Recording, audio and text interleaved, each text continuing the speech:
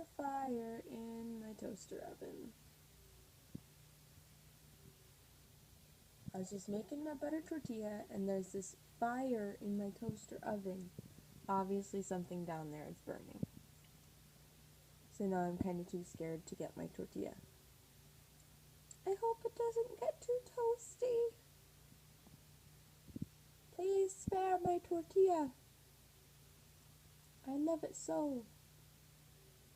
For reals though, I've been so busy with school that this tortilla is one of the only things I'm going to be able to eat all day. That and a few chocolate chips, another tortilla with some meat in it, and other stuff. Oh look, it's leaving. It's leaving.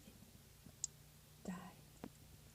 Ah, oh, this little smoke.